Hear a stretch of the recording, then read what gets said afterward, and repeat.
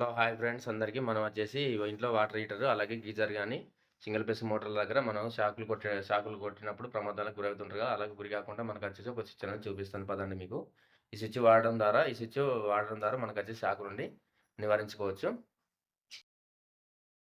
చూడండి ఫ్రెండ్స్, మీకు చూపిస్తున్నాను స్విచ్ వచ్చేసి మన బాత్రూమ్‌ల దగ్గర బయట బోర్డ్‌లలో బయట బోర్డ్‌లో నార్మల్‌గా గీజర్‌కు ఇలాంటి స్విచ్‌లు పెడతారు. 20 ఆంప్ స్విచ్ అనేది అలాంటివి కాకుండా ఇలాంటి 32 ఆంప్స్ డీపీ స్విచ్‌లు పెట్టుకోండి. ఇది వచ్చేసి 2 పోల్ స్విచ్, 2 పోల్ అంటారు దీన్ని. మన సాకెట్ టైప్ ఇది. ఇది వచ్చేసి 32 ఆంప్ డీపీ స్విచ్.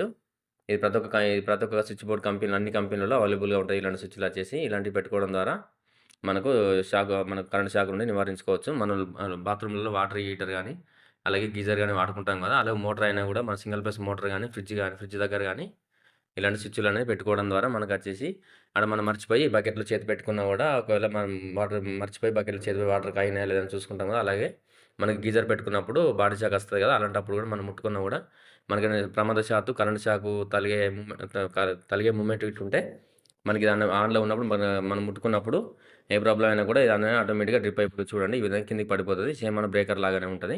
ఇలాంటి స్విచ్‌లు వాడడానికి ట్రై చేయండి ఫ్రెండ్స్. ఇది మన వీడియో. మన వీడియో నచ్చినట్లయితే లైక్ చేయండి.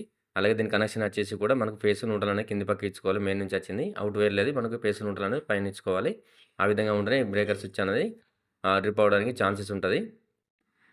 కనెక్షన్ కూడా కరెక్ట్‌గా ఇచ్చుకోండి ఫ్రెండ్స్. ఆ విధంగా ఇచ్చుకుంటేనే మనకచ్చేసి దీని లైన్ అనేది కరెక్ట్‌గా ఉంటది. Okay friends.